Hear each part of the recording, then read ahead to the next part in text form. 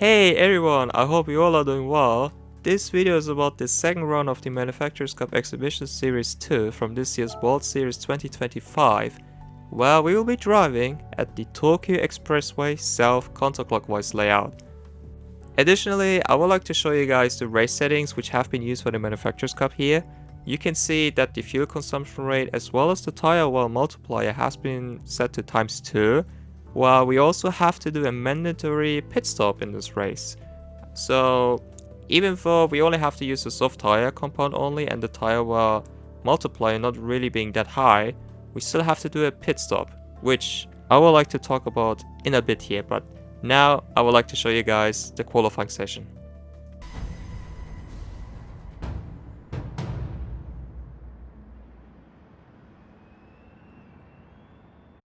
So we are about to start our qualifying session here, but before I talk about my qualifying lap itself, I would rather talk about the pit lane location at this track instead, because unlike any other track we normally see either in Gran Turismo or like in real life, normally if you rejoin the track from the pit lane, it's usually at the end of turn 1 or at the end of the start-finish straight, right?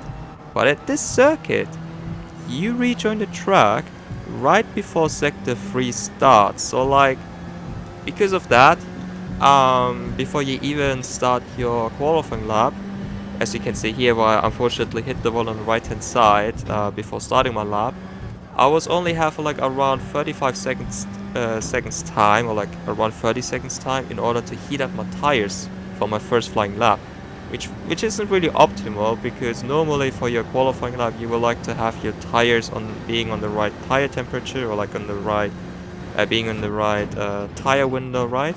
Or temperature window? Yes, temperature window, I'm sorry. So that's why I was trying to push as much as I could on my very short out lap.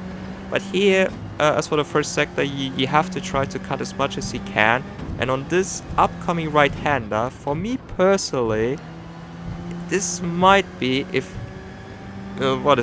might be one of the hardest, if not the hardest corner, or like, let's say top 5 hardest corner in Gran Turismo for me personally. Because yes, it's just almost a 90-degree right-hander, where you have like a really, where the apex of that corner is really close to the wall. And the same goes for the exit of the corner on the left-hand side. But if you miss your braking point or even the driving line ever so slightly, you're going to lose tons of lap time towards the end of the back straight there. So it's really important not to hit the wall there. And through the final section of this track, for me personally, this is also one of the most difficult corners, or like the section to nail everything right, especially the left-hander, because you can easily turn a little bit too early there, hit the wall, or let's say even if you don't really hit the wall on the left-hand side, you can easily hit the wall on the right-hand side for the exit of the final corner in order to finish your lap. But nevertheless, our first flying lap was really solid, like a 54.0, considering okay, I don't want to say considering the car I was driving here, but you guys can also see that we are starting our final lap here. I missed the sorry. I hit the apex on the first corner quite nicely there. So I was also hoping to gain few positions at the end of the lap here, because on the left hand side you can also see that we are at P7 at the moment. But in order to gain few positions here, I had to try to nail almost everything here, because my time trial lap I did just before joining the session here earlier was a 53.7. I wasn't really satisfied with that lap, to be honest, but it didn't really feel too bad as well. But yeah, you can see that Rick at P1 set an insane 53.1. Even though he was using the Supra, his lap time was still really insane in my opinion. But nevertheless, I was still trying to hope to gain few positions here. At the end of this back straight, you can also easily lose the braking point, because if you brake a little bit too late there, you can also miss the apex for the hairpin here, which would also compromise your exit speed a little bit.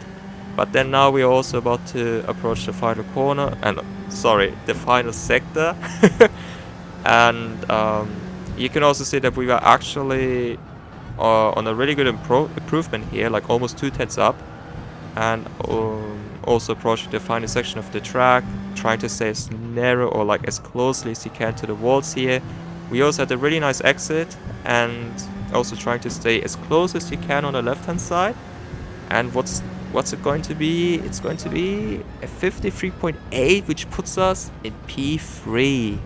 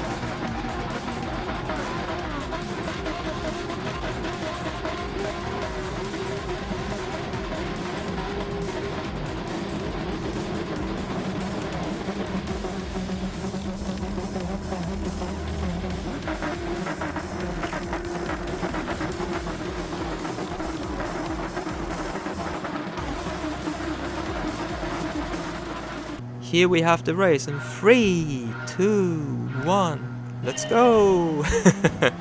But no, seriously. So yeah, we're starting the race from P3, where the two drivers in front of us are using the Toyota GR Supra. And surprise, surprise, we have another Toyota right behind of me. So I was in a Toyota sandwich. Yay! But nevertheless, I was still trying to see what I can achieve by the end of this race. Because nevertheless, I still wanted to try to get a good result for the Alfa. And there's also something else I wanted to talk about, which I didn't really have the chance to in the middle of the qualifying session, was about the car itself. So when I look at the layout of this track, I was like, okay, the Alfa should be competitive here. Because the strengths of the Alfa are the traction out of the low speed corners, and here we have like the hairpin at the end of the back straight, as well as the few low speed corners at the end of sector 1. But the other strength of the Alfa is the straight line speed, which you can see here, even though I was using the slipstream, or like the double slipstream from the two drivers in front of me.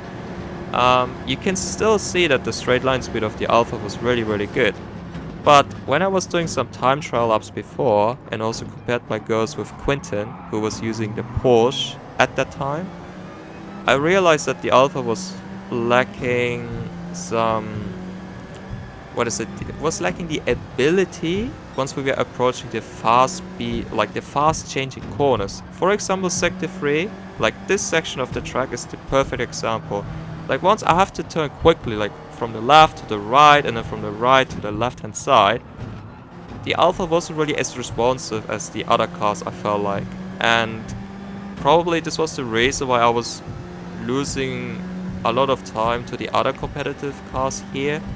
But nevertheless, because of the slipstream being set to custom and the tire wear of the Alfa Romeo also being a bit better than the Toyota, I was hoping to still stay as close as possible to them, so that maybe towards the end of the race, or maybe even in the middle of the race, I might have a chance to fight against them.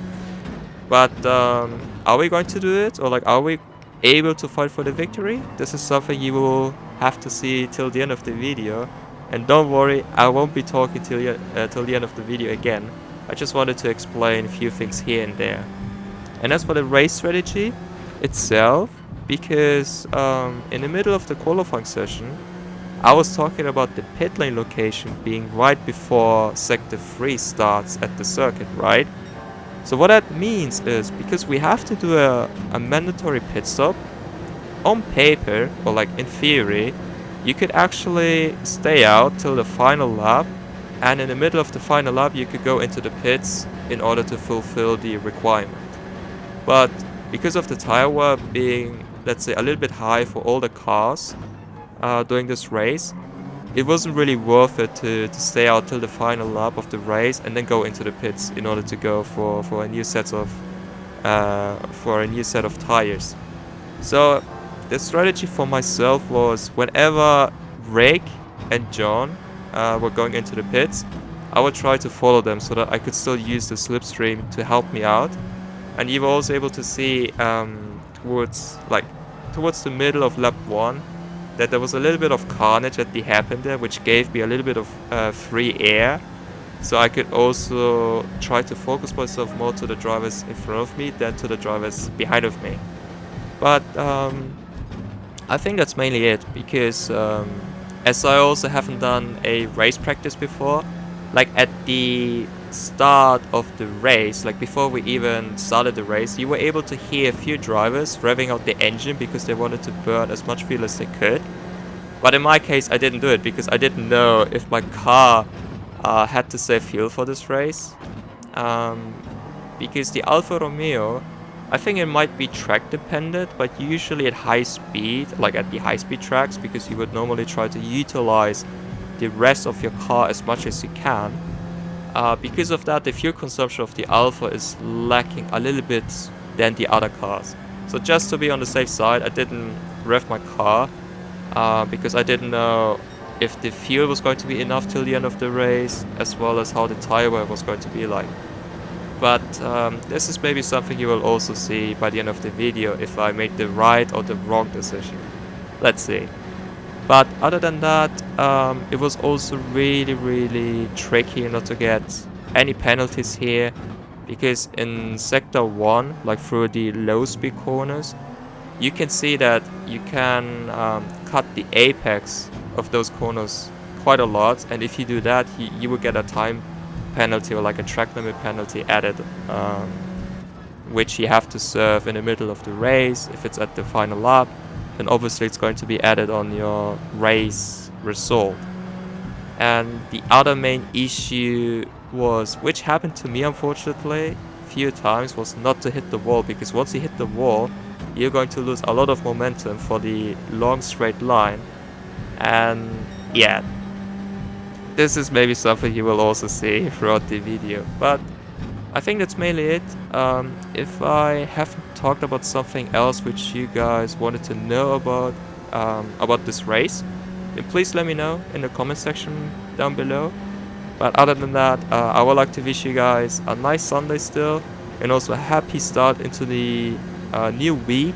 Hopefully we will also be able to see some really good daily races once again, and I will also try to maybe do them if I have the time for it. But obviously I will also like to try and do the third round of the Manufacturers Cup, which happens to be on the upcoming Wednesday, I believe, at Autopolis with the Group 3 cars. Yes. But until then, once again, I would like to wish you guys a nice Sunday, happy start, or like a really good start into the new week, and stay safe, and hopefully once again I will be able to see you guys on the next video. So until then, see ya!